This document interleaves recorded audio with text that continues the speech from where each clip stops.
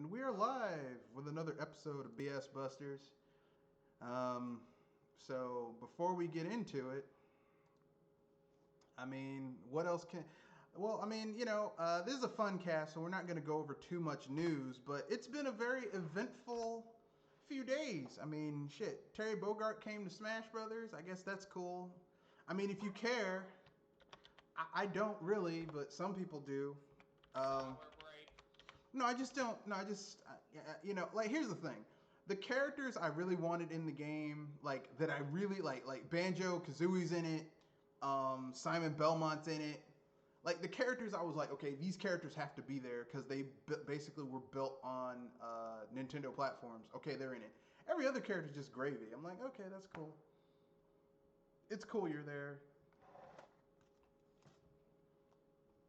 So with the side characters, it's like, oh, that's cool, but I'm not I'm not like, oh my god, if this character isn't there, everything's broken apart. You know what I mean? I was about to say that those characters are extras. And if Yeah. anything, they make a great bonus, especially if you get them. Think of it like this, okay? It's like if you make enough money, if like a third or a quarter of the money that you make from your job covers your house, your housing, your utilities, and everything else, and then everything else is just extra. That's a pretty good position to be in. It's like I can't complain. So that's how I feel about Smash Brothers. Like people like, I can't believe. I'm like, look, man, calm the fuck down. Funny thing, my nephew was saying that it's sour that the only characters that are gonna be in Smash are characters from our video games. I think it's weird when characters not from video games are in Smash Brothers. Like that's odd to me. Wait, But did somebody from not from a video game show up in Smash? no, I'm saying it would be weird if that happened. Because it wouldn't make sense, One of my nephews the nephew's birthday was today was saying that's a little sad that there's characters that are not gonna be in Smash because they're not from video games. I don't know how that's a problem though, because it's like. He thinks that it limits the options of who's to be in there.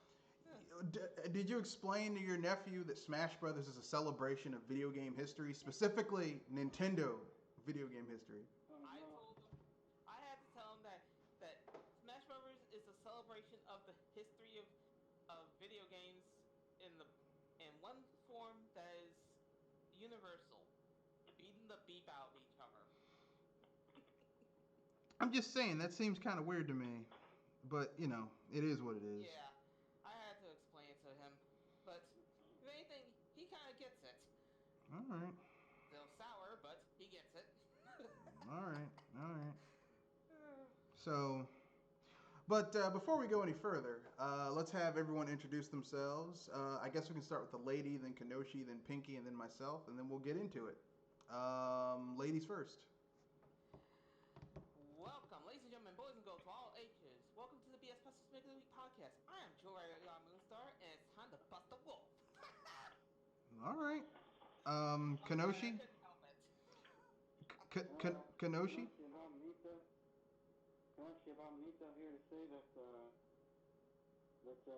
power creep in Dragon Ball Z is pretty ridiculous. Yeah. Except at the end of the day, you only need to know three things about Dragon Ball Z: is that Goku will overcome all obstacles no matter what, and if you're anyone but Goku, fuck you. There you go. There's your answer. Say, what about Vegeta? That's what. If you're anyone but Goku, fuck you. That's the mantra of Dragon Ball Z. If you're not Goku. And the third thing was probably have to do with Dragon Ball Z obsolete later half of the series. I don't really care so much about that. I just find it amusing that Dragon Ball is just like because in Dragon Ball everyone had their moment to shine. Yamcha had his moment to shine. Yajirobe had his moment to shine. Krillin had his moment to shine. Shin Tenhan had his moment to shine. Everyone had their moment to be a badass. Even the villains had their moment. Master Roshi had his moment to shine. everyone had their moment to shine. And then, then after, Then it went to Dragon Ball Z, yeah, even Dragon Ball, even, and well, Super GT. even Dragon Ball Z, for like the first 3, 4 sagas, everyone had their moment to be badasses. Like in the original, in the Saiyan saga, um, everyone got to be badass. Piccolo got to be a badass. Goku got to be a badass. Um, Gohan got to be a badass. Krillin got to be a badass. Yamcha got, like, everyone got to be a badass. And then the Namek saga started, and everyone still got to be a badass. But it started to tilt more in the favor of Goku. And then once you hit the Frieza saga, it just went all Goku. Oh boy. Yeah. And then after that, it just went to Went seed mush. after that. Yeah, it just got worse. It's because basically there was never any balance in what was going on. It was all just, well, Goku, Goku, Goku, Goku, Goku, I was Goku, gonna Goku. say, power accruing to one person only. You know, Goku and Vegeta. I'm the prince of all Saiyans. That's like only like 3 people, right? And you're trying to populate your race. So And you killed one of them, so really it's like 2. It's nice like, one. this is not really that impressive.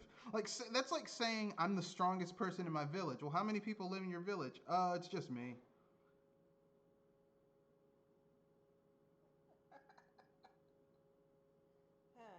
Like, I'm sorry, but that is not impressive, bro.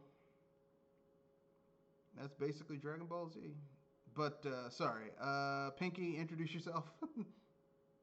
Hello guys, it's Pedophile from Video Game Historicals. I was recently trying out Terry Bogard in Smash, and I was having a bit of trouble trying to pull off his special moves such as Buster Wolf in game.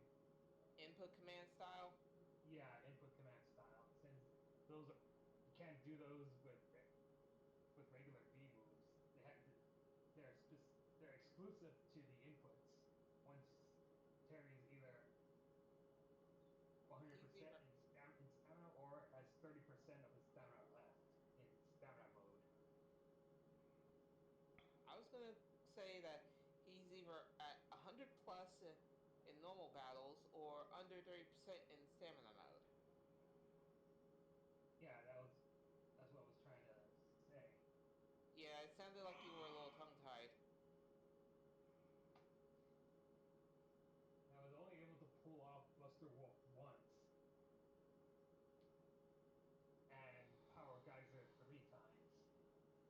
So, I guess we can move on to the next little bit of to the topics. So we have a small amount of topics in this podcast, this Funcast. We're gonna do my review of the Popeye's chicken sandwich, the spicy I had chicken it sandwich. recently too, so 2 of us could at least do this. The current gaming trends that are getting on our nerves. Examples are VR, live service games, releasing broken games to be fixed later on, that type of thing. And finally, the burning question: what the hell is going on with old established studios and developers falling apart these days? So, with that being said, and I use established in quotation marks because really, when I say established, I mean like, it's kind of established, but not really. Yeah. So with that being said, I guess we'll do the Popeyes review first.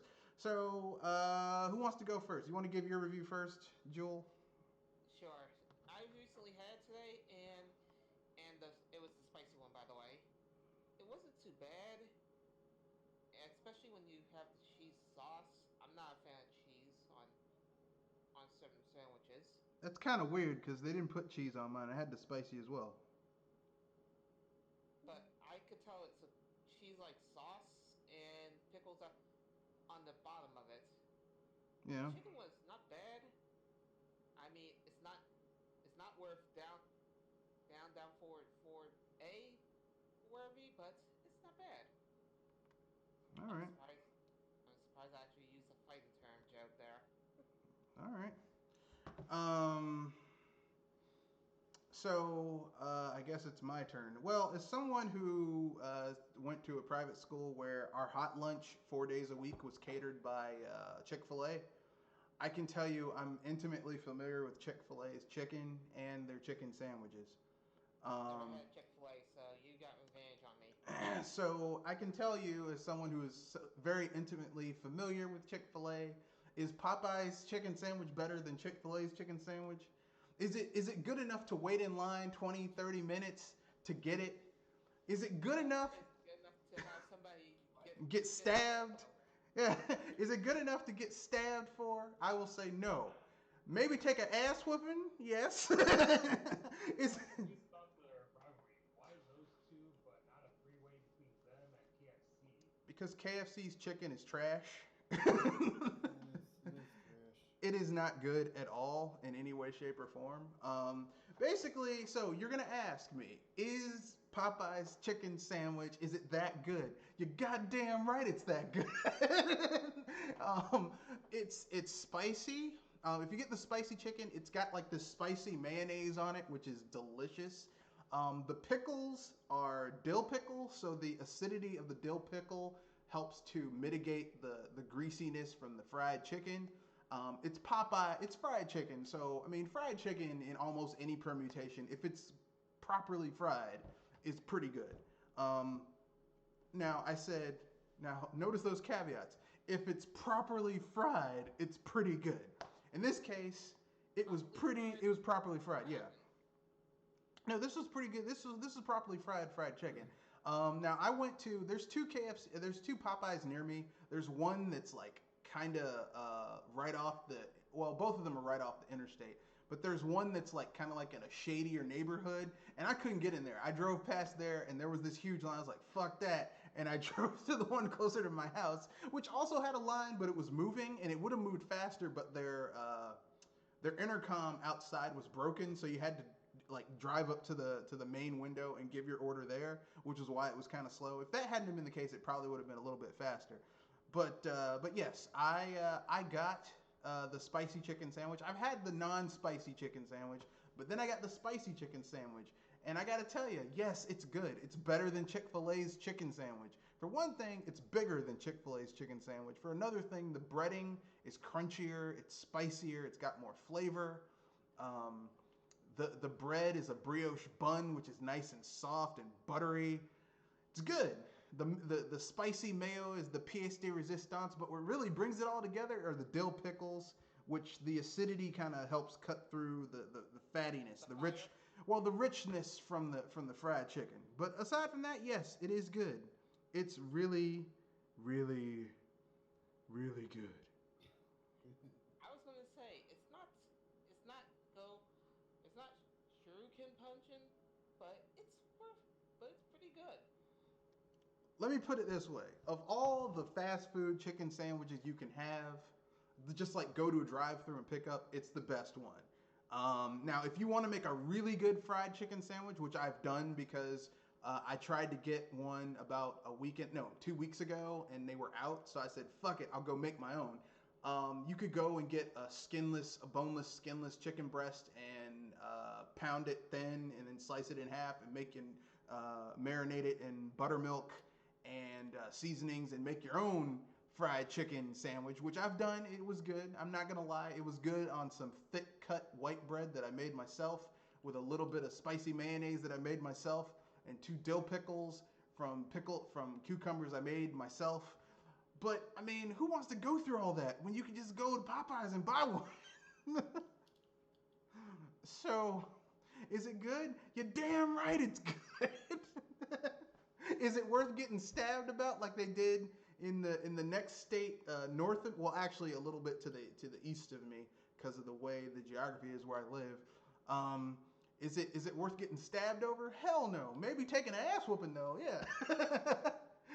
Because when I was in line to pick this thing up in the drive-thru, some fucker, some asshole, some maroon tried to cut into the line of cars, and I'm like, didn't you hear someone got stabbed just a state away trying to do this shit? Why would you do that? You see, everyone else followed proper procedure, but your ass is special. I was gonna say, did his ass become lawnmower clippings? No, but he did get cussed out though. I didn't curse him out. The dude who he tried to cut in front of cussed him out because you could tell from the gesticulation of the dude's hands. I was like, yeah, and if I was there, I would have cussed him out too. I mean, some people are just selfish. Yeah, So yeah, yes, you're right. so yes, the Popeyes chicken sandwich is delicious. Yes, it's better than Chick-fil-A sandwich. And really, unless you go to your house and you make your own fried chicken sandwich, which I've done as well, it's the best one you can just go to a store. I mean, just go to a drive-through of a fast food restaurant and pick up. Because I mean, really, the best thing is to make your own. But like I said, who wants to go to a store, get a boneless, skinless chicken breast, slice it, pound it thin with a mallet or something like that in your kitchen, slice it thin, marinate it overnight in buttermilk, then take it out, drain it off, bread it once, then let it dry a little bit, bread it again so it's nice and crispy, put it in the hot oil. Like, who wants to go through all that? you know, I was about to say, unless you're devoted to cooking. I have, but then again, I like to cook, so that's that's something I like to do. So, but I it's say, unless you're devoted to cooking, like Red Fox here, then it probably is best that you let the professionals do yeah, some of this work. just let them do it. Just because I mean, it took. I mean, if you count in the 24-hour, well, not 24, but at least overnight of the soaking in buttermilk, you're looking at like a 13 and a half hour thing. Whereas Popeyes, even if you have to wait 20 or 30 minutes, that's way shorter than 13 hours. So, with that being said, I guess we can move on to the next topic. Or before we move on, anyone have any questions about the Popeyes chicken sandwich? Um, Trying to remember if Popeyes also distribute distributing a limited offer for a chicken sandwich with donuts as the buns. No, that was KFC. That was KFC did that, or I think Oh, Churches. It was either KFC or Churches, and okay, yeah. Okay, it was KFC. and if that's, I mean, like here's the thing. Having something kind of fatty and spicy with something sweet is actually a really nice combo. Um, That's a that's an odd combo if you do it wrong. I mean, if Because you do, I mean, spice, there's chicken and waffles, which is literally that. Like you have hot sauce on the chicken and then syrup on the waffles. Like spicy and sweet can be a good combination if it's done properly. If it's done poorly, it kind of overpowers each other. It's like barbecue sauce. Like a spicy sweet barbecue sauce is really popular in the South, but if it's done improperly, it's like you're eating like sweet hot sauce. It's weird. So it just depends on what you're trying to go for, you know. yeah, that's how I would say it. Thank you So, for thank you for the help there. but yeah, I guess we can move on since no one has any questions about it. Okay, so the next topic is current gaming trends that are getting on our nerves. These are gaming trends like I used just a few examples like VR, live service games, releasing broken games to be fixed at a later date.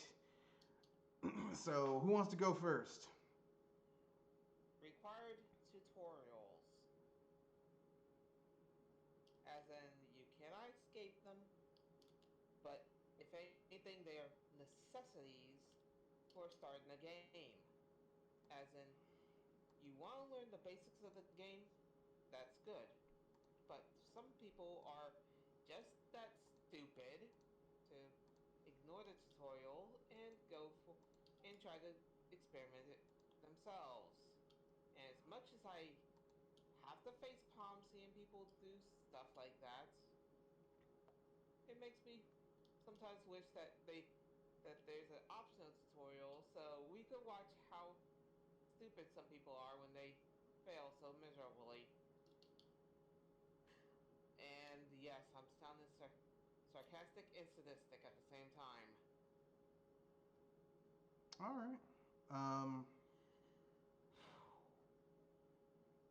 Is it my turn? yeah. Broken games like was like if everything was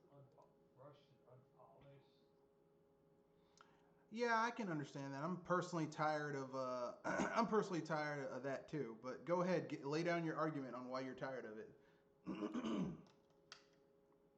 It pretty much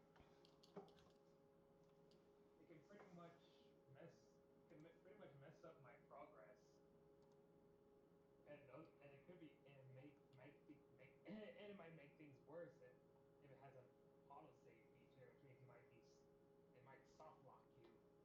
Or you're in a loop of I can't of just bullshit. And the only way to get out is to either create start the game all over again under a new file,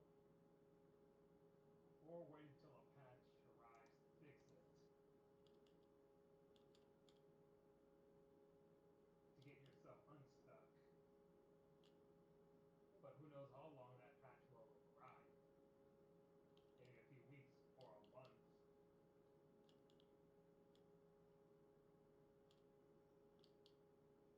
All right.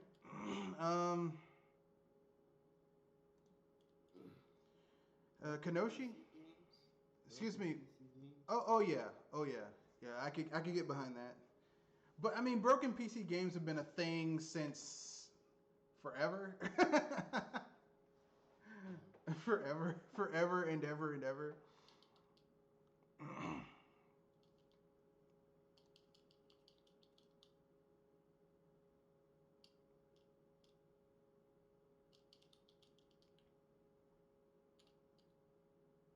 Yeah, I just read about the launch of Red Dead Redemption 2 on PC. Yeah. Yeah, Boy. day one and it's already broken. Like I'm like, you guys have had this game has been out for a year, hasn't it? It came out last year, if I remember correctly. Yeah. Or is it here? Let me look up when Red Dead Redemption 2 came out because I could be wrong and I don't want to. It came out last year around February. Last year, this year. Let me look at Red Dead Redemption 2. It came out.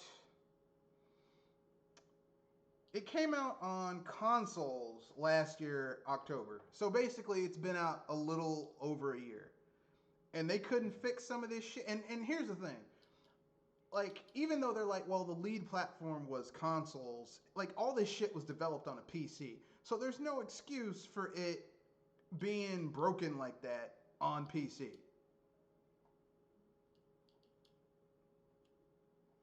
Yeah. But I thought games were developed on dev kits. They like developed them on these dev kits that they get. Yeah, but the dev kits are built off of the workstation PCs that these games are developed on. It's like a little portable version of the workstation PC that the game's developed on. So, like for all these games, even Nintendo games, it's all starts development on a PC. Except Nintendo has an excuse because all their games, by and large, are targeted towards their hardware. There's no excuse for a game from a third party hitting PC and being broken at launch. Um, I'm looking at you, Bethesda. You motherfuckers. But yeah, I mean, I know it's kind of an old thing, but I was just reading about that today, so it's just I was looking at benchmarks and I was like, man, this for my for the system I have, so man, this card I have must be getting outdated, must be getting long in the tooth. No, they just didn't optimize it for any of the hardware. They literally, this was like a almost one-to-one conversion from their PCs. They just downgraded a little bit to run on, certain specifications and just took it over. No optimization whatsoever. Just, fuck it, they'll buy it. That's Rockstar. They're not quite as bad as Bethesda, but they're getting there.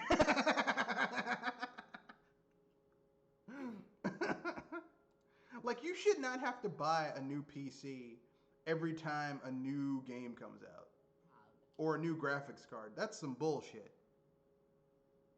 Yeah. Yeah, that's crazy. So I guess it's my turn.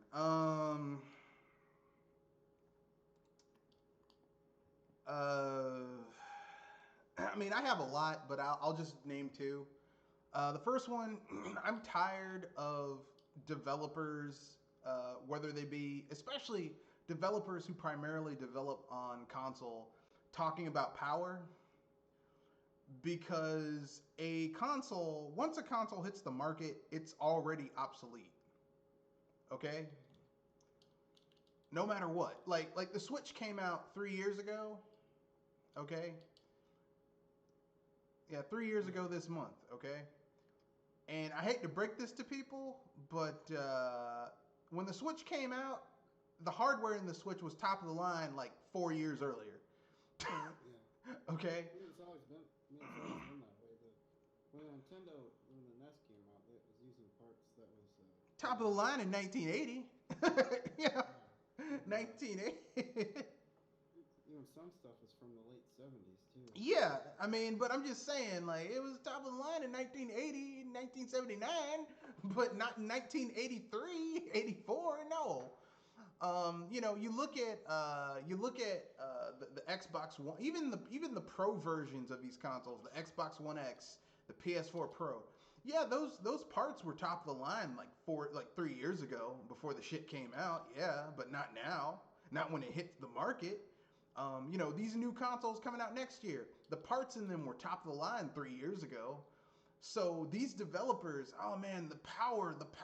What fucking power? Yeah.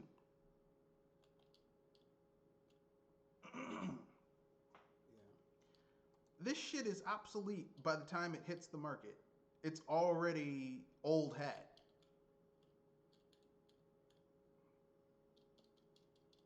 So I'm tired of, because I mean the thing is this, and these people never use power to do cool new things with the hardware. It's always okay. I'm going to use the power in order to, Things up. yeah. It's mostly for graphics. Occasionally you'll get a physics engine like Crisis, where there was just a lot of cool shit going on in the physics engine as well, on top of um, the graphics. But most of the time, it's just graphics. Hey man, look at the sweat on this guy's face. Yeah, but how's that make the game better? Shut the fuck up. Look at the sweat on this guy's nose. Look at the drop of sweat just drip off and fall to the ground. That's the shit we deal with.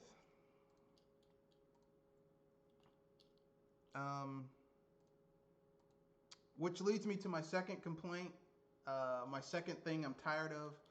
I'm tired of live service games. I'm not saying every live service game is bullshit. Okay, I mean you've got your Splatoons, you've got that weird game with the Cyber Ninjas on Steam and now on home consoles. I mean you've got your occasional live service game that's good, but most of them are just trash. Are you talking about Warframe? Yeah, Warframe. Yeah, I mean those are the exceptions to the rule because most of them are just fucking trash. I mean, like the new Ghost Recon game. It's a live service game. We'll update it with new content. Anthem. It's a live service game. We'll update it with new content. Yeah.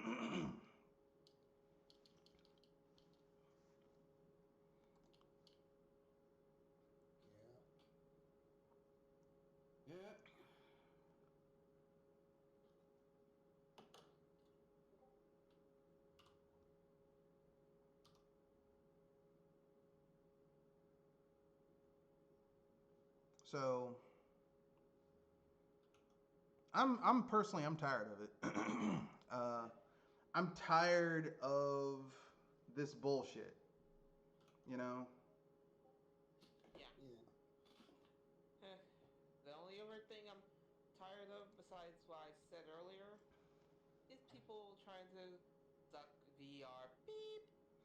Yeah, I was about to get to that. I'm tired of developers trying to jump on the VR bandwagon.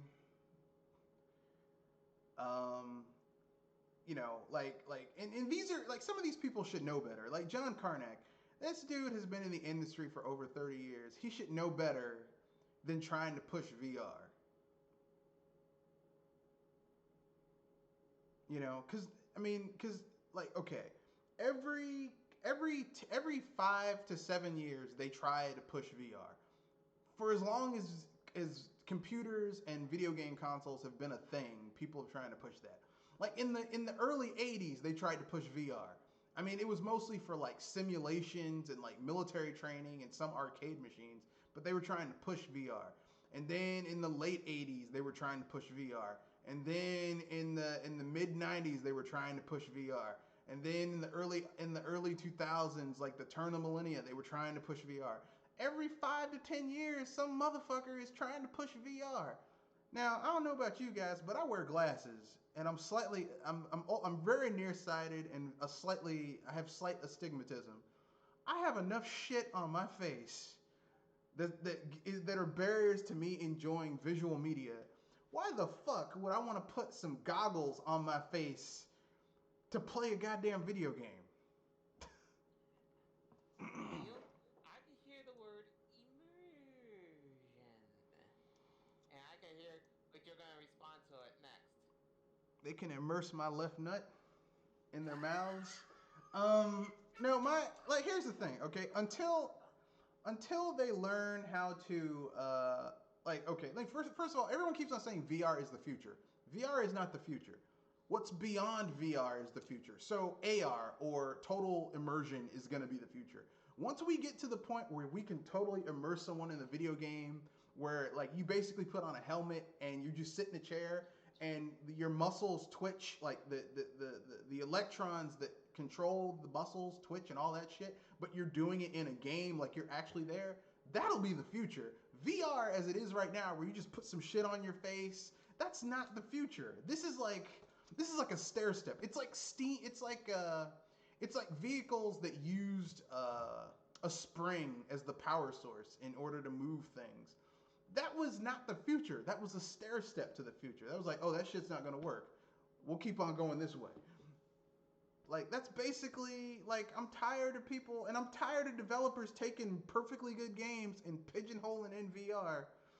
Man, this is gonna be awesome. VR. No, it's not. Please stop. Seriously, stop it.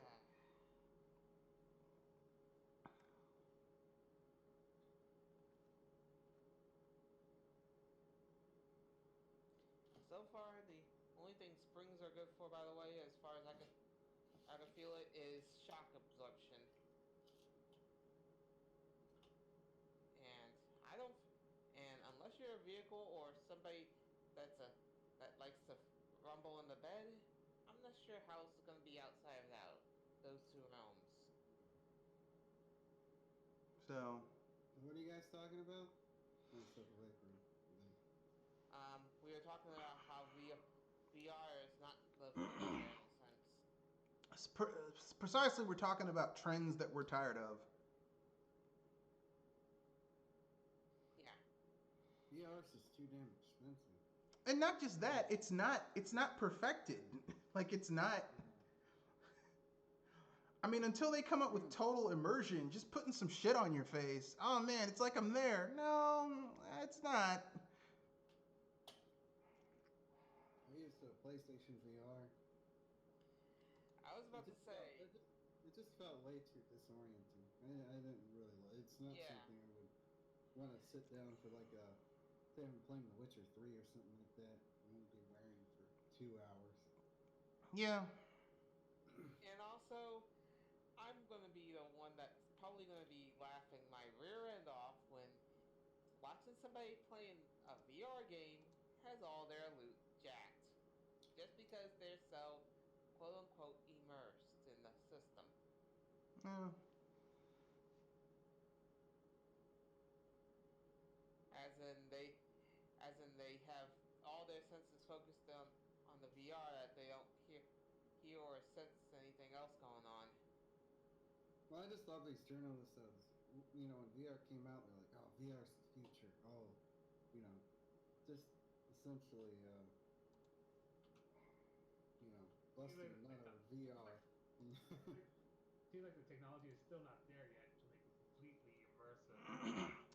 I don't even. When it came to the Wii, they were like, oh, the Wii's trash. Well, I mean, the thing that gets me, and this is another complaint that I have, is that the lack of innovation. There hasn't really been major innovation in gaming since, like, the last time we had true innovation in gaming was the fifth gen. I know people are gonna say, well, what about the Wii? The Wii was motion control, but here's the thing: the very first consoles to exist in the first and second gen were using motion control. So that's not really. What do you think those dials were when you were playing like Pong? That was motion control. So I mean, that's not really like.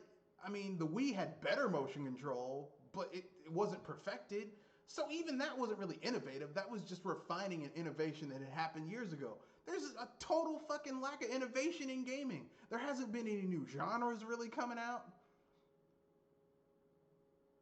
There hasn't been any refinement of genres that have come out by and large.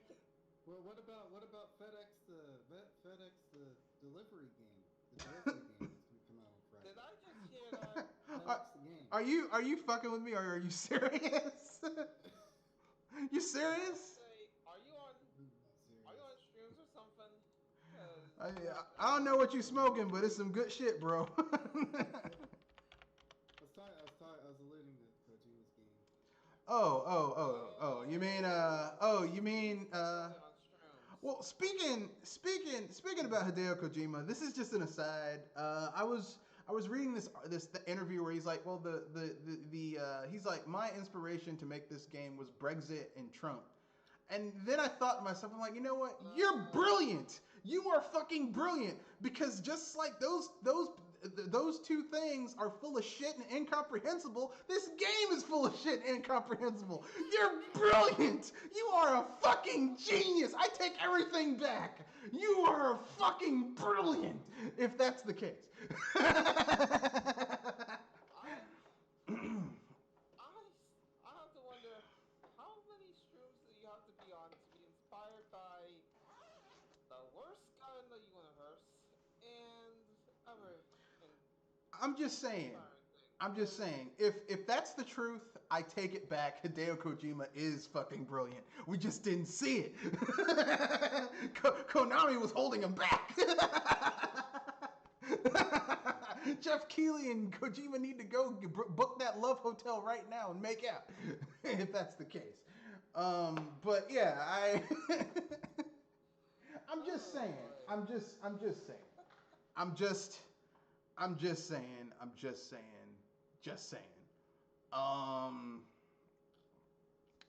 saying that it's but that was just an aside. That was just me going. I'm trying to keep from laughing my rear end off. So, But that's what he said. I don't know if that's true. Because if that's true, oh boy.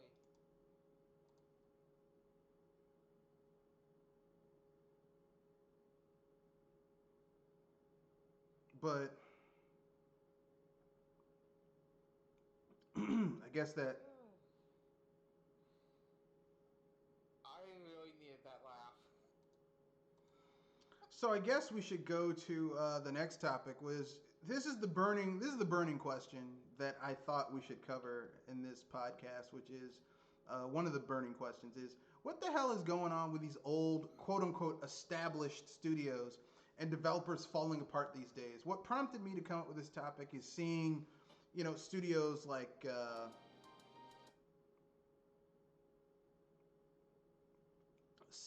studios like BioWare just crashing and burning, Rare under Microsoft crashing and burning, Bethesda crashing and burning. Like what the fuck's going on, man? I think it's because of people wanting their pockets filled so fast and early. I do have one answer, but it may be Well, too political. wait a second. Let me. I don't want to put all the onus on Western studios. Let me put some onus on Japanese studios that have been fucking up too. Square Enix, Capcom, Konami.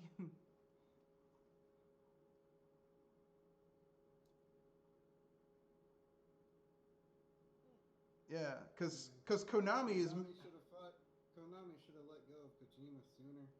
Yeah, yeah. They're making a new Castlevania game, but they're putting it on smartphones because everybody's got a smartphone. Motherfuckers. Sorry. I was about to. I'm glad that they did not put it in pachinko machine. Yeah, but this Which is is just odd, as bad. but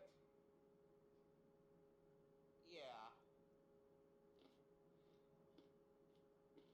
that's the reason why I'm glad and yet sad at the same time. Isn't this game like old, a few years old at this point? Because I remember this game being announced. Because I still remember the artwork renders. Yeah, they've probably been working on it for a while, but you have to remember the guy who's in charge of their Castlevania division, uh, Igarashi, he left to make, Bloodstained. Bloodstained. Yeah, so they had to get new people, and for some reason, like Japanese studios, they'll have like one person in charge of some shit, and if that person dies or leaves or retires, the shit just goes into hiatus for years. I mean, look what happened to Mega Man. Like, Inafune left, and they just canceled every fucking Mega Man project. The 3D, the Metroid Prime Mega Man thing they canceled. Mega Man Universe they canceled. Mega Man 3, Legends 3 they canceled. It just all types of shit just got canceled. It was ridiculous. Yeah, you could hear the sodium levels go up when that happened. And it's like they had nobody who would step up and continue the shit. Just like, well, fuck it, we're done.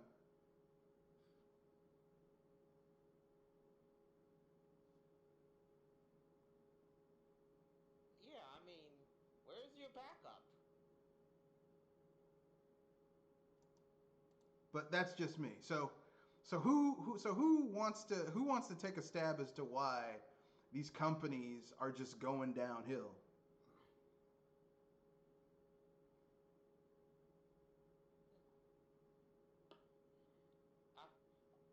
I, I made a suggestion, and it would be that the people at the top are basically wanting their money faster and are ruining some time schedules in the process. At least for Investors some that have games.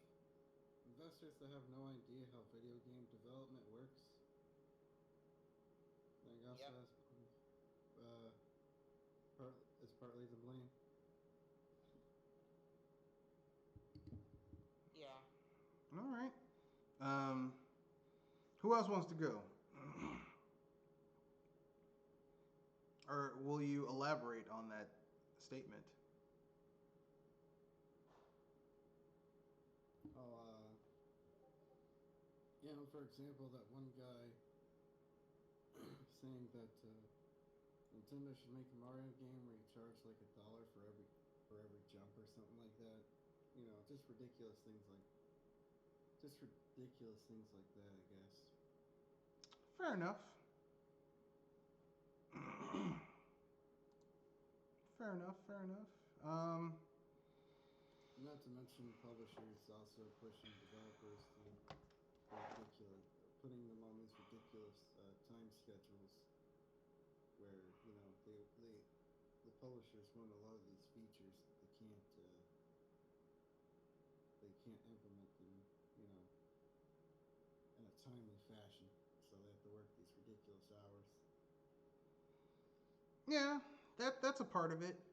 Um, I just think not having people who are vested in putting out good products doesn't help. Like the reason Rare kind of went down, I think, is because Microsoft didn't give a fuck about making good games. They were just like, oh, we got Rare, and they seemed to be a major important component as to why Nintendo's N64 was popular.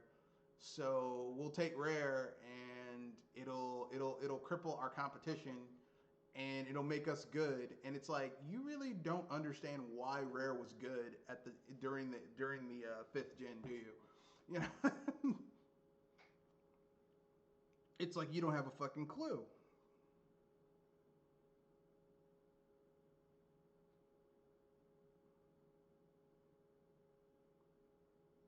Which is disturbing. Just saying. Yeah.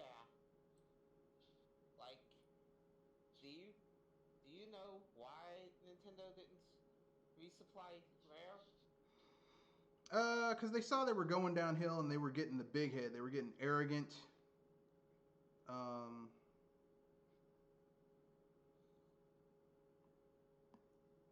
Yeah, and they didn't see it. and Rare was getting arrogant. Don't get it twisted. They were getting the big head, if you will. I would make the joke that that we were going to see Ed Big Headed be an employee at Rare, but probably for the best I didn't. They were getting extraordinarily arrogant, apparently. I don't know, like, here's the thing. I have a like Rare for me is like going to that like hole in the wall restaurant like in your old neighborhood where the food may have not been the best, but it was cheap, it was good, and like you never had a bad problem. And then one day the quality just went way down.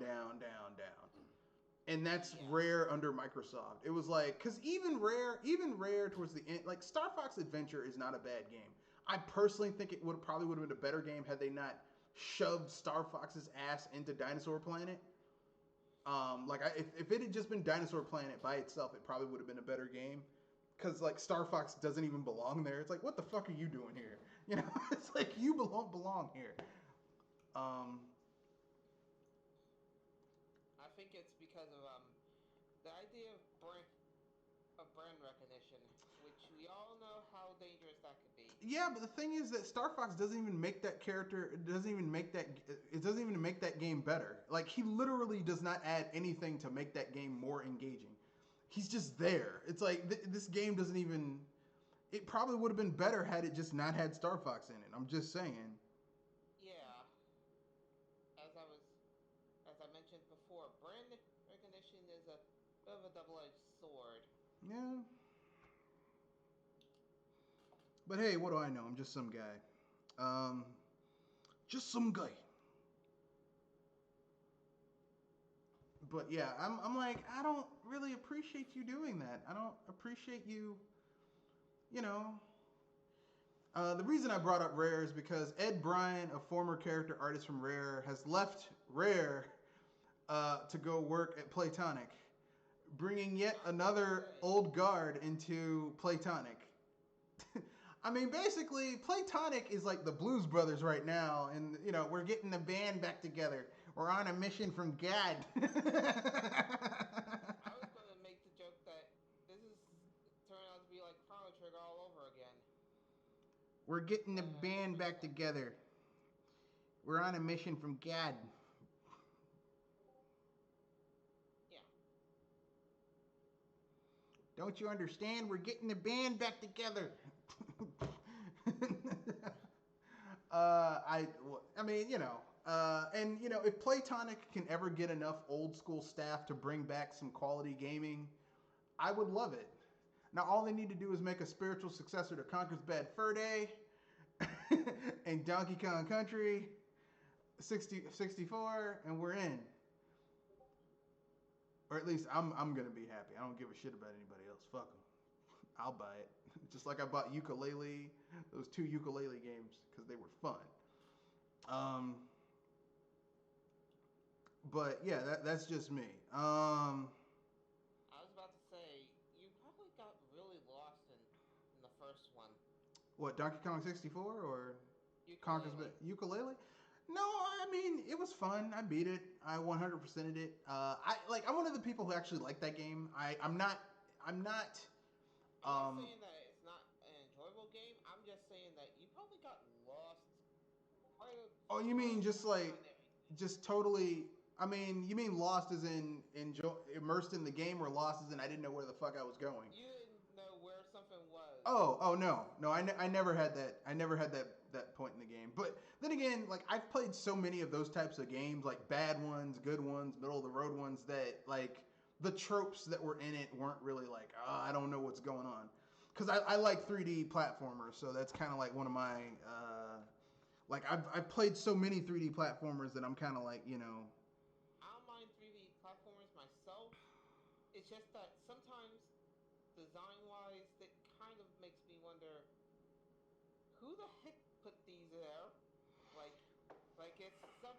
some of those one little collectible items are in the farthest corner that are really, really difficult to reach. No, that's just the nature of the beast when you play a 3D platformer. It's just you got to explore, you got to look at stuff, you got to. I mean, There's, it's kind of like that whole Metroidvania thing, you know.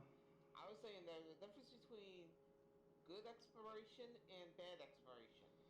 I mean, you Like, know, these are the rare people. I mean, their exploration's always been pretty top notch. You just have to like. I mean, it's like you have to have a certain mindset when you play a 3D platformer. Just like there's a certain way you have to play, you have to think while playing those types of games. That if you're not really into them, you're not going to get that type of gameplay experience. But if you are, it's just it's just the way it is. You know. I was saying that I compared ukuleles to Donkey Kong 64 and how they use the bananas. That's what I was remembering. Eh, no, I wouldn't. I wouldn't go that far. I mean, it wasn't. It wasn't. It wasn't. Ukulele wasn't banana bed because you didn't have to switch out characters in order to collect certain colors. It was like, okay, I can't get to that point in order to get that page. So let me get like I'm gonna have to get an ability that's gonna let me come back and get that. So that's part of the whole Metroidvania thing where it's like I mean, but every adventure game has that. Like if you play Legend of Zelda, at least proper Legend of Zelda's back in the day, not Breath of the Wild, but like the more traditional Legend of Zeldas, Yeah, you have that thing where it's like, oh shit, I can't get that, but once I get that ability and come back, I'm gonna open that area up. That's just that's kind of you just gotta. It's kind of hard to remember that, but you gotta I was gonna say that the only exception kind of would be Link Between Worlds, but I get what you're saying. No, Breath of the Wild does it too. It's more open ended, but I mean, I'm not really into the open ended style Zeldas. I mean, I'll play them, but I'm not like, oh my god, this is the best shit ever. I'm like, it's okay, not really. It's good flavor, but it's not the flavor of the year. Yeah, It's not that kind of thing, right? yeah. Um, I think having an open, I think an open world works. Having an open ended gameplay works for some types of games, not so much as others. Like I don't think Legend of Zelda really benefits from that because it messes up the character progression system. Because you have to make dungeons so that even when you're kind of lower tiered, lesser equipped, you have to be able to beat it. Whereas when you have that gated gameplay, you actually feel like your character. It's like, well, I'm not powerful enough to take on these enemies, but once I come back after I clear 3 or 4 dungeons, I'm gonna kick your ass. But when it's open, it's like you have to be able to beat these characters anytime, and it kind of breaks the character progression. But it is what it is. But yeah, back to the thing. Yeah, I just think gaming. I think a lot of publishers just kind of have lost their. I think they no longer focus on what's important. Like, okay, we have to get gameplay down before we worry about bullshit. You know. Because this is a game. If the gameplay sucks, everything else falls apart. You know. Yeah. And it's like they don't understand that. It's like they can't get it. It's like they just don't get it. Yeah, to quote a certain former YouTuber, it's like they just don't get it. They just don't get it.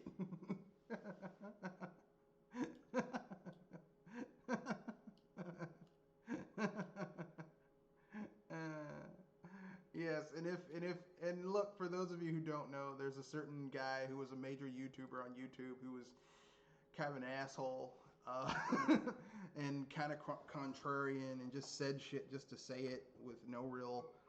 Is it Big Al? I'm not. I'm not talking about who it is. I'm being very Pacific. non-specific because I don't want to start any shit. But the guy was uh, very critical of certain companies with very little fault. And had his hustle going on though. He went to E3 one year, which I guess is good. I don't know. Depends. I said depends because certain years of E3 were Trash. less than pleasant. Well, I think the only reason he went to E3 was just to play Smash Brothers. Because I mean, like when he showed his coverage of E3, it was just some bullshit. Really, to be honest with you, it's like, really, this is your coverage of E3? Really, this is what you're going with?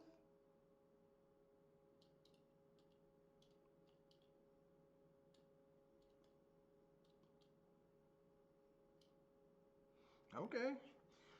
Um, so yeah, I think there's a problem with gaming right now where just certain people are not properly, um, certain developers aren't focusing on, you know, making good games. They're focusing on bullshit. Sorry, I burped a little bit there. They're focusing on bullshit. Bullshit that doesn't really matter. Like, hey, guess what, guys? Look at these graphics. It's like, what the fuck does that have to do with gaming? But graphics, folks, graphics. What does that have to do with gaming? But look at those graphics. Yeah, we're looking at what again? So I don't like it. That's me. I don't. No, sir, you don't like it. No, sir. I don't like it at all. That's the Okay, dude sorry from. about the Ren and Stimpy jokes. Yeah, that's the horse. It's like, how do you feel about that? No, sir. I don't like it. I don't like it at all. No, sir. Not at all.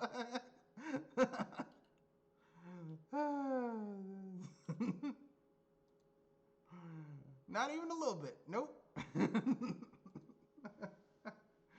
But yeah, anyway, yeah, I'm not a huge fan of those types of games. I'm not impressed with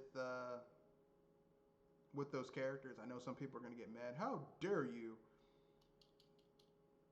But I'm not, you know. Yeah.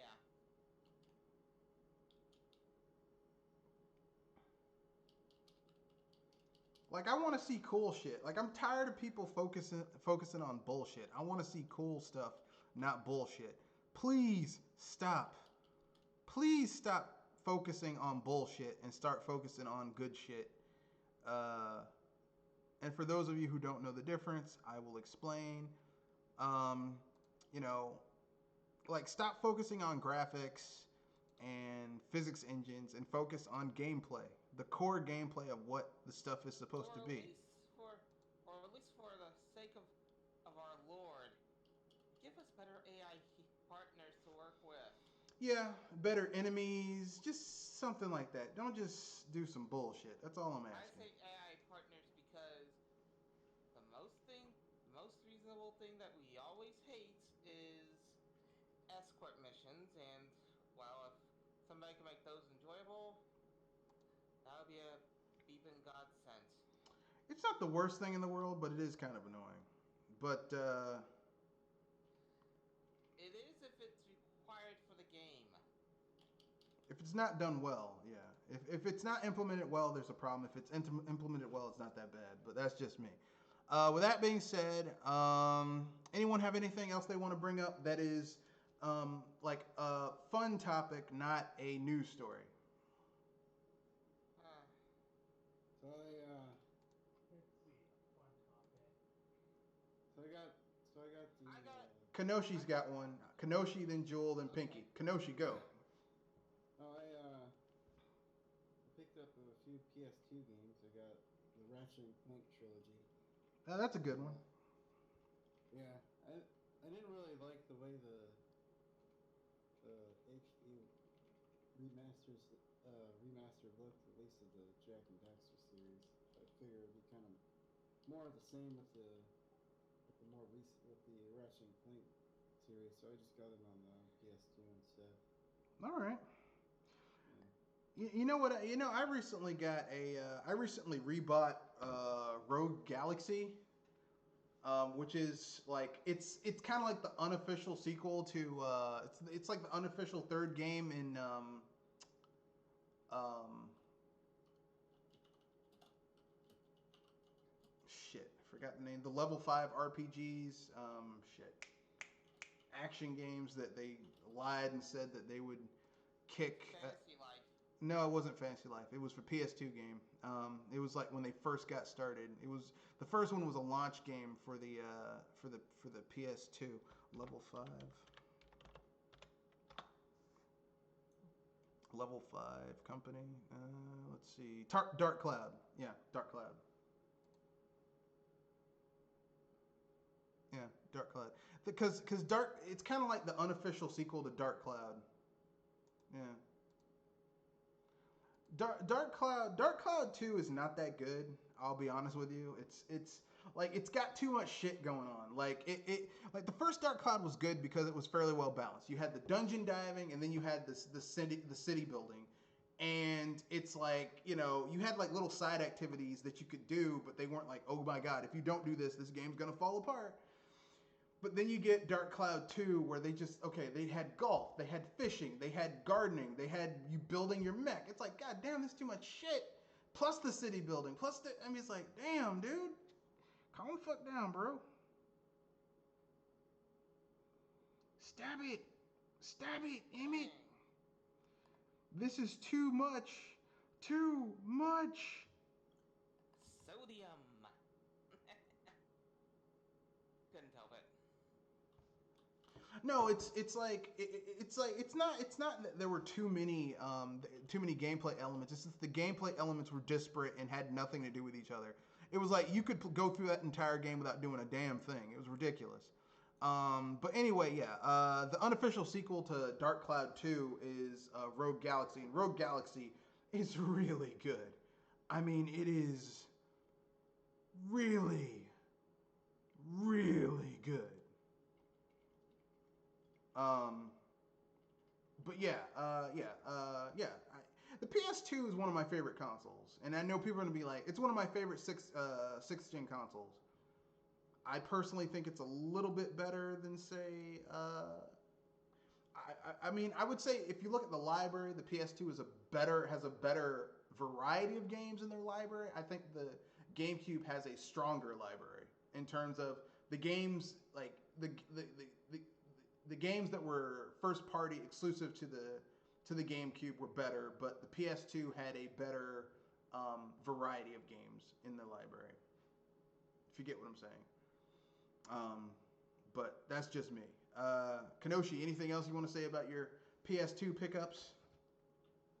I plan on picking up more PS2 stuff in the future, possibly, and also to pick up an old PS1 because I want to learn how to dump BIOS and actually get a legal version of the BIOS rather than Googling it. But at this point, I guess they're not making money off their consoles anymore, so I guess there's not really a big point in doing that. But I don't know, it'd be an interesting thing to learn. That's cool.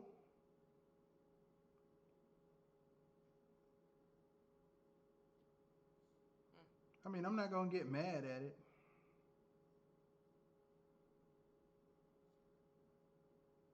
For me, I just remembered the one thing I was about to ask if you guys are gonna have any headaches with it or not. With what? Headaches with Okay. what? This month is November, and we all know what comes up in November right after Thanksgiving. What, Black Friday? Yep. I'm wondering if any of you guys are gonna try to be bold enough to play in that kind of condition. No, I might order. I have my eyes on a 10 terabyte external hard drive, and I'm just gonna take I have like three external hard drives that I'm just gonna download everything onto that, transfer everything onto that. So then I don't have all those external hard drives taking up my USB spots on my PC. I might do that. So I'm looking forward to doing that.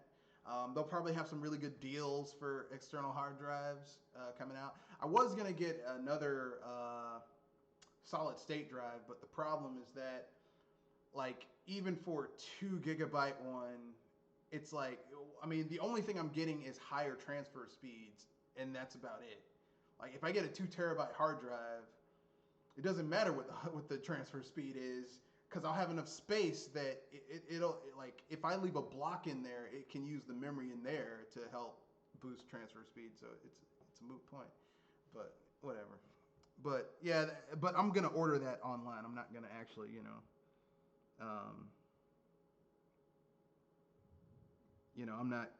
I'm not gonna be fighting my way through Black Friday because most of those Black Friday doorbusters are bullshit anyway. At least I asked because if anything, I know what is coming up, and I thought I might as well see if anybody's going to be bold enough to try it. Nah, man, I got better shit to do with my day than deal with that shit.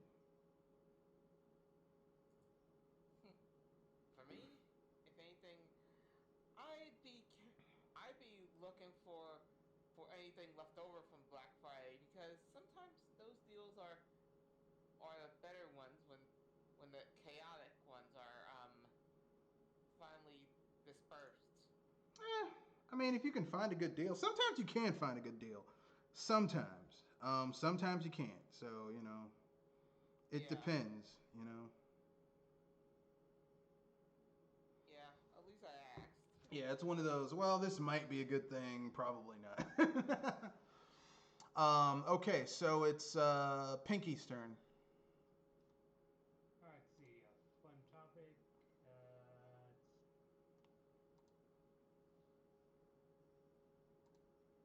I can only think of two fun topics. One, which input command did you have the most have you had the most difficulty pulling off? And two, um, what was the one level you were stuck at in whichever game you owned that was preventing you from progressing through the entire game? Okay. Who wants to go first?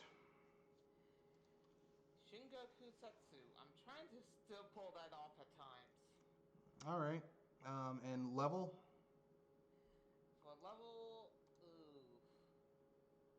some I'd say it would be the star levels from some Mario games because normal Mario levels are pretty okay, but when you get to those heavy challenge ones, they just put a complete stop. All right. Kenoshi? What was the question again? Hardest input command and hardest level that you couldn't get through. Hardest input command? I would say any of the wrestler or grappler like characters on Street Fighter. Damn, you Those were stole always mine. yeah, those were always a pain in the ass to pull off. Yep. And I was the gonna hardest say, the you could use a specific character to try to mention how difficult it is. So, if anything, you might still have one red. I would probably say the But hardest don't level. but don't inputs have like quarter circles and half quarter circles or No, it's full circle. It's full circles. Yeah. Yeah, and if you do it wrong, you jump, and it fucks up your entire thing. So Yeah, it's you have to be attacking while you're putting in the combo. yeah, You have to do some serious multitasking with the wrestler type characters. yeah, it's all Sometimes fucked they up. have these sometimes they have this weird motions, especially in 4. And I think it might where you have to do like this weird sort of angular combo with the D-pad. That's with Blanca. His combos were a pain, are a pain, and the hardest level I would have to say was this is more recent. Only saying this because this is a game I was aiming at 100%ing. Was the minecart was the cart level in Spyro 2.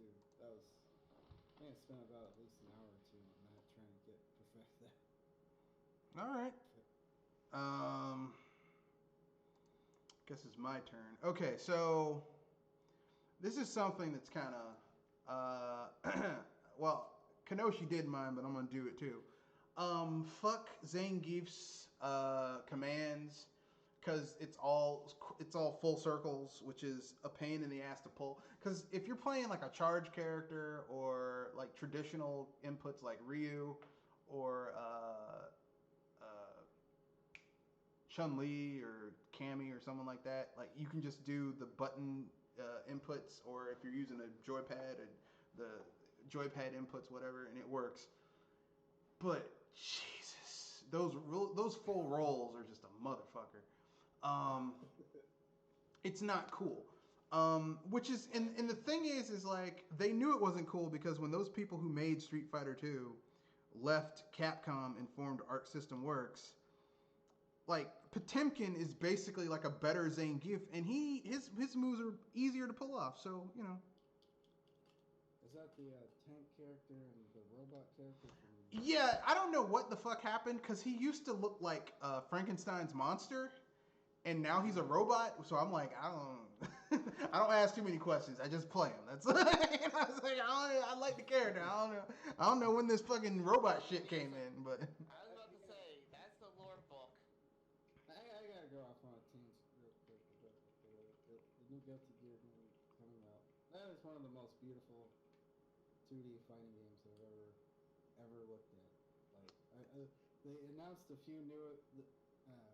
They announced the returning characters, Chip, and I think again the robot character. And I'm just kind of like, man, what? Why Capcom? Why? Yeah, how'd you fuck up something so simple? Like, how did you fuck up something so simple and so to the point? Like, how did that happen? Like, how did you fuck that up? But they did. They managed to fuck that up. It's amazing to me that they couldn't get that shit right. Cause I mean, and you look at Street Fighter 4 and Street Fighter 5, and it's like the art style is trash. It looks cheap, especially Street Fighter 5. Street Fighter 4 looked like they put some effort, but Street Fighter 5 just looks cheap as fuck. Like, you could tell it probably had half or even a third of the budget of Street Fighter 4. And I'm like, Capcom, where's the money going? Yeah.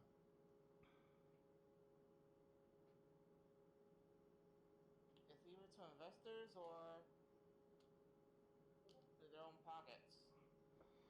Where's the money going, Capcom? Where's the money going? Cause like these like Street Fighter, like here's the thing, okay? If Nintendo cheaps out on a Mario golf game or a Mario tennis game, I'm not gonna get mad because those have never been big budget titles, and I'm okay with that. But if you were to play a Nintendo game where Mario is the flagship character of the company, and a 2D or 3D Mario game just felt cheap and half-assed, you'd be like, "What the fuck is wrong with you?" And for Capcom, Street Fighter is like one of their is their major franchise, and they made Street Fighter 5, and that game felt half-assed as fuck. You know, it felt like, well, we'll just throw some shit together and it'll. If you just did half the work for your flagship game, it makes people wonder, what are you on? Yeah, I know you don't give a fuck, because look what you did with this shit. And that's basically how I feel about.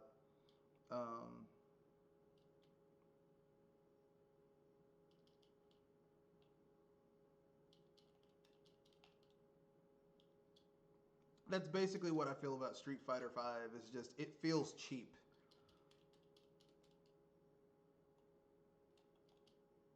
And Street Fighter 5 shouldn't feel cheap. I mean, Street Fighter should never feel cheap. Okay, especially after Street Fighter 1. No Street Fighter after Street Fighter 1 felt cheap until we got to Street Fighter 5. Yeah.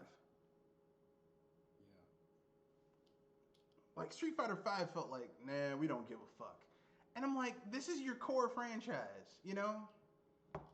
Yeah, I mean, after Street Fighter 1, you are hopefully trying to evolve and keep away from the Street Fighter that was totally rear end. Yeah, but that's what they did. Just some bullshit. Which should be the code name for Street Fighter 5. It's Street Fighter, just some bullshit. Hey, you want to play Street Fighter? Just some bullshit? No, I'm good. I don't. I'm good. I don't need to play it. Yeah, I'm not a huge Street Fighter 5 fan. You can definitely tell I really don't give a fuck about that game. If it was a person, I'd be like, you can go fuck yourself. Like if Street Fighter 5 was a person, I'd be like, they'd be like, I'm on fire. Well, I guess your ass just gonna have to burn. Sorry. I was about to say, you're trying for that South Park sorry, aren't you? Sorry, your ass got to burn. I'm on fire. Yes, you are, bitch. But you's got to burn. I was gonna go for, we're sorry. We're sorry. We're sorry. You bastards! You killed Kenny. You bastards! But yeah, I'm not impressed. I'm like Street Fighter 5 is the first time a Street Fighter came out where I was like, even though this isn't for me, I would advise other people to not play this game. Like I wouldn't tell anyone to play Street Fighter 5. I'd be like, there's so many other better fighting games, 2D fighting games you can play over Street Fighter 5. Like the original Street Fighter. I mean, even the original Street Fighter is better than Street Fighter 5. Damn. Yes. And that's saying something considering how basic Street Fighter 1 was. Yeah, the original Street Fighter actually had an arcade fighting mode. Oh, Street Fighter 5 didn't have an arcade mode in the beginning of the game. You had versus, and that was it. I mean, can you believe that bullshit? And those art models were shit. I would say those art models were really bad. But that's just me. I know some people are going to be like, well, that's your opinion. Yeah, well. As I said, that's prehistoric. When someone says that's your opinion, when you say something that it cannot be, that's irrefutable, like that, man, that was fucked up. Well, that's your opinion that it was fucked up. No, I think we can all agree that was fucked up. It's like, that guy, a midget just came out and kicked and headbutted that guy in the crotch. Man, that's fucked up. That's your opinion that that's fucked up. No, I think we can all agree that that's pretty fucked up, right? Like, I don't think we need to say, well, that's just your opinion that that's fucked up. No, that's pretty much fucked up. Yeah. Like if someone tells you, nah, that's your opinion that that's fucked up. No, I'm pretty sure that's just fucked up. Like I don't. Man, that's just your opinion, man. That's just your opinion that it's fucked up. No, I'm pretty sure that's just fucked up. Saying that line when the facts hit you in the nuts. Yeah. But that's just me. But yeah, as in terms of hardest level to get past, I'm gonna say the original Star Fox level 3 difficulty Venom.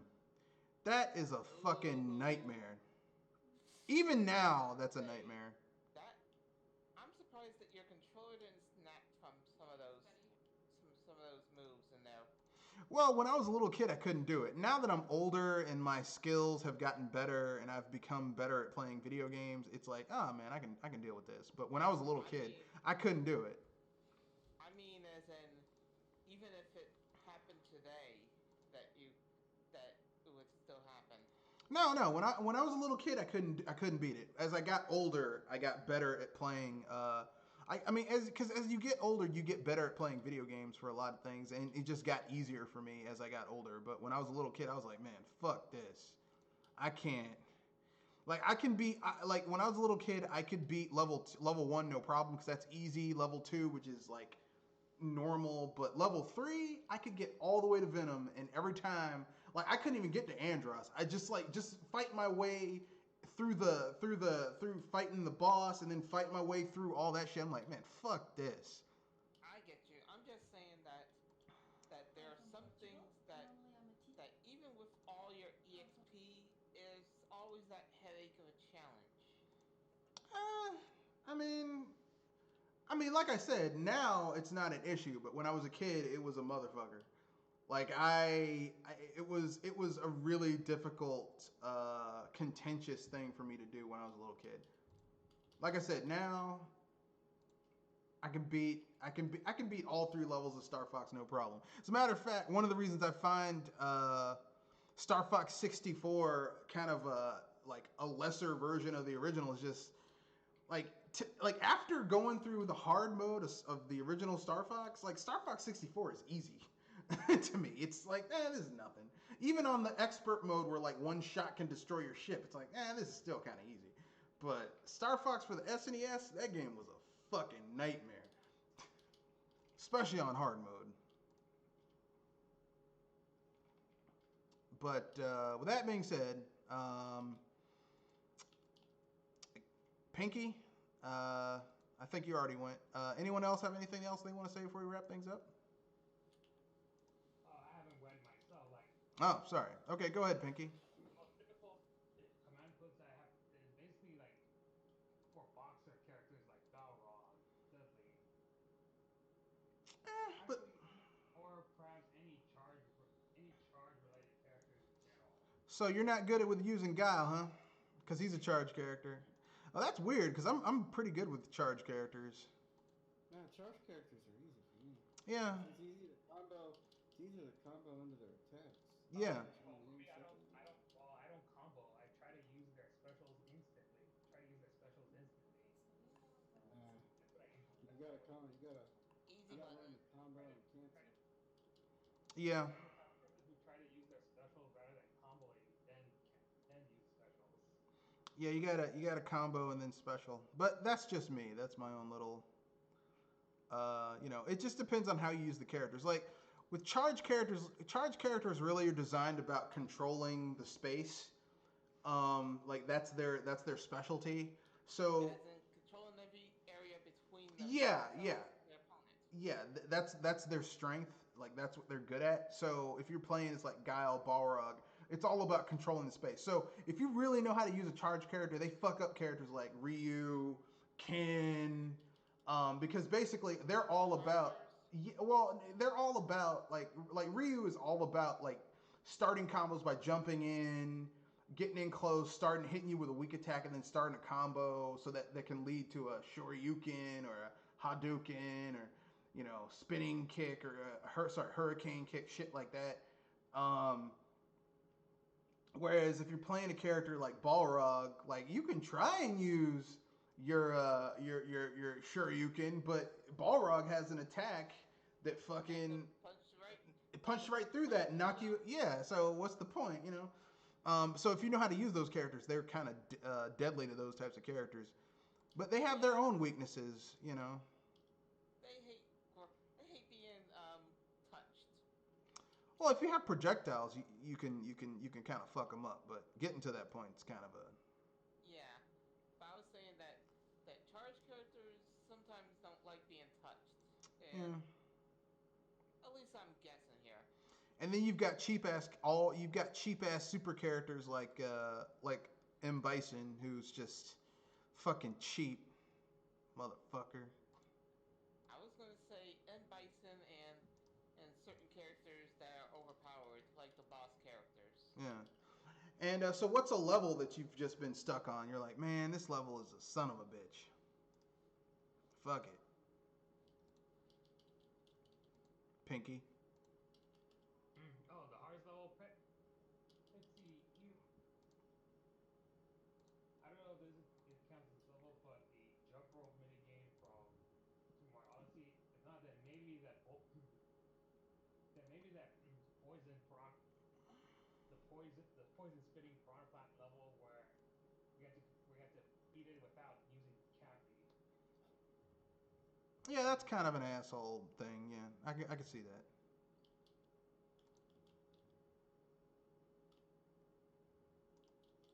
Or that bullet bill level where you got to do those long jumps. You have to time it just right. If not, then you'll fall to your death. In Super Mario 3D World. Super Mario Odyssey. Okay. And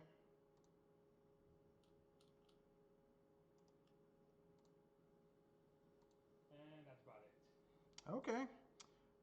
So I guess we've reached the end of the podcast. We've got like 5 minutes until the end. So anyone have anything else they want to add before we wrap things up? Let's see. Does that include like any minor gaming news? I mean, we got 5 minutes, so if you want to, if you can knock it out and like just bring it up briefly, you can put it out there. So there's this week there was a supposed leak regarding upcoming me costumes for Super Smash Bros. Ultimate. Yeah. There's two of them. One is a Mallow hat from Super Mario RPG, and the other is a Kaka Demon from Doom. Hey, my And right now, You're thinking Me Fighter Costume Pack 5, aren't you? yeah. Oh boy. And because those two costumes weren't revealed in Wave 4, there's an implication that they might be real, and they're being saved for Wave 5. And there's speculation that it could mean that Gino and Doom Guy are going to be in Smash DLC in the future. That's a possibility. Keep reaching. Well, I don't know about Doom Guy. I could totally see Gino being in Smash Brothers since although I mean I'd rather see Chrono over Gino or I'm with Red on this one. I'd rather see Chrono just cuz Chrono is a more interesting character, but he'd just be another swordsman, so maybe Gino would be more interesting cuz he can change the weather and all that shit. But anyway, seeing anyone except Cloud Strife would be good, because fuck Cloud Strife. Hey, he's already in the game. I know, but he's still a shitty character to have in Smash Brothers. Because, I mean, I just don't feel like he earned the right to be there. You know? Like, I don't think, you know. Because, I mean, like, okay, like, it's gotten to the point now where you don't have to be a character that began on a Nintendo console. But in the case of Cloud Strife, that motherfucker's never even been on a Nintendo console. Unless you count... No, he's never been there. I mean, that's kind of offensive to me. I'm sorry if I'm going to be stretching a little. Kingdom Hearts Chain of Memories. Yeah, that is stretching. You stretched that shit across the street and stole someone's electricity. That's what that shit is. That's cable cutting stretch. Yeah, you stole someone's cable with that stretch. Yeah. I said it was a stretch. That's a fucking stretch, all right. I didn't say how big of a stretch it was because That's a wrestling stretch. You know, that's a stretch where it's like, they're bringing the ambulance to the side of the ring. He's gonna be in the hospital for the next 6 months. That's that type of stretch. Because every other character has had a notable game on the Nintendo system. Like even Pac-Man. Pac-Man 2 was on the SNES, and the original Pac-Man was ported to the SNES. I mean the NES. You know. At least I gave fair warning. I mean, you know, like you look at Metal Gear, like two Metal Gear games were on the Metal Gear was on the NES, and you know, Metal Gear Solid the Twin Snakes, which is like a remake of the first game, is on the GameCube. So like, there's notable games in each of those things that have been on the system, but Cloud Strife, Final Fantasy VII's never been on a Nintendo system, like never. Yeah, Final Fantasy began on Nintendo systems, but Final Fantasy VII, the big one that everyone who only played like 2 games in the fucking franchise thinks is the best one ever, I was on the PlayStation, so why the fuck is this motherfucker here? Like, Cloud Strife is like someone who showed up at the club, and he really shouldn't be there, and if he fucks around, he might get his ass whooped. Like, he's that motherfucker. It's like, what is this motherfucker doing here? No one invited him. Shit. He's cool, bro. No, he isn't. Who the fuck invited this motherfucker? I was about to say, if anything, he's not the best, but if anything, he's the most well known. Man, I would rather see Terra from Final Fantasy VI. I'd rather see Locke from Final Fantasy VI. I'd rather have Cecil with his lame ass name. Who are you? I'm Cecil. name's Francis.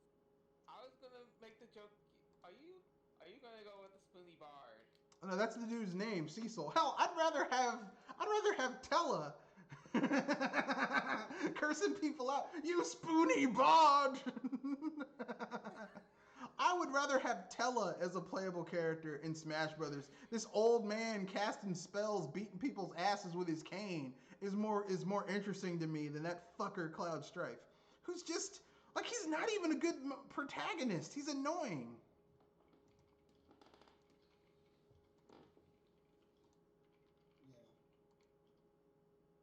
But whatever. Yeah, they can all be there. Whoever that wants to be there can be there. I just don't give a fuck.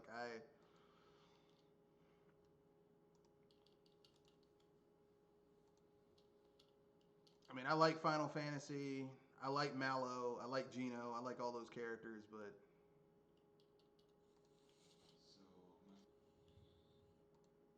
whatever. Any other news? Any other news? That's the only news I want to talk about. All right. Okay. All right. So, anyone want to pimp anything out before we wrap things up? Anything. Anything.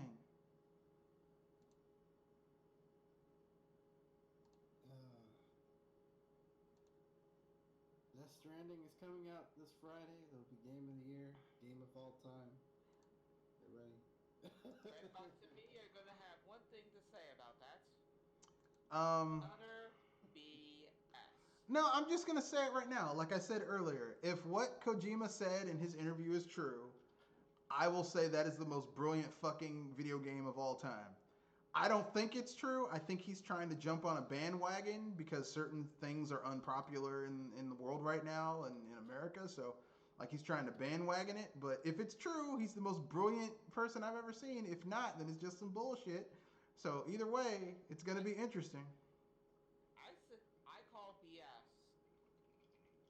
I don't know. It could be true, but probably not. But it could be. You know, I'm giving it the benefit of the doubt. Since I was saying BS because if anything, this is a game that was teased out so long it kind of makes me nearly have a Duke Nukem feel. It's not Duke Nukem. Duke Nukem was in development for like almost 12 years. It's not Duke Nukem. It's not, you know, I don't want to go that far with my, you know.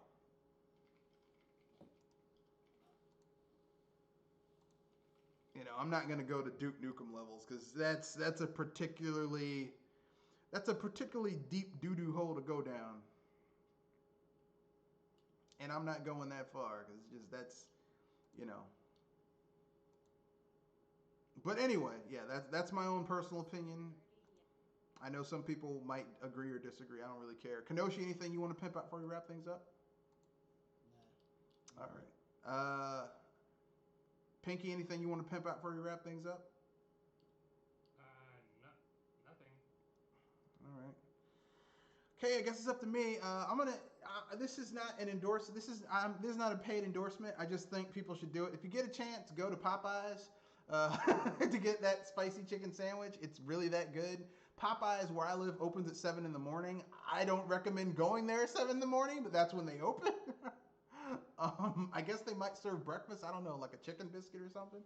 I was gonna say chicken and waffles probably, but Chicken and waffles are good, but chicken and waffles is one of those things that unless you go to a really good restaurant or make it yourself, I would not go to a fast food restaurant to get chicken and waffles. That being said, yeah, that chicken sandwich is good. I dropped 2 videos earlier. Well, yesterday. One is a parody video of me nitpicking the Outer Worlds. The other one is my real, like, top 5 things, nitpicks of the Outer Worlds. They're both, the parody video is short and pretty funny. It's like less than 5 minutes. I advise you watch it. It's kind of interesting. The parody video has some, I think, legitimate concerns. Not enough to really take away from the game, but just like, I think this could be kind of, you know, cool to have. But, you know, it is what it is. So with that being said, you can reach the channel at Gmail at mrredfoxbsbuster at gmail.com. That's mrredfoxbsbuster. BSBUSTER at gmail.com, or at Twitter at Matthew Wesley, that's capital MATTHEW spaced capital WESLEY at Mr. Red Fox 91 at Twitter. If you would like to be a part of the channel via Discord, just send me a link just send me a comment in the comment section, and I'll get back to you on that. I don't want to just leave it public where trolls and shit can get on, because there are certain trolls that will stalk me for some reason. I don't know why. So with that, you actually need troll repellent? well, I've blocked them multiple times, but they keep on popping back up. It's like a cockroach. You stomp that motherfucker and he just won't die. He gets up, he's like, I'm too legit to quit. It's like, what? Yeah, you need some troll repellent. Yeah, so with that being said, that's the end of the podcast. Remember, rate, comment, share, subscribe, all that fun jazz. Yeah, fuck EA, fuck Activision, fuck Bethesda, fuck Nintendo's mobile gaming division, fuck Sony, fuck Microsoft, fuck Rockstar for this game that's broken at launch, and WE2K, all that shit. Just gaming, I've become very disaffected with gaming lately. Hopefully my joie de vivre shall come back before the end of the year. Peace, good night, bye, and have fun.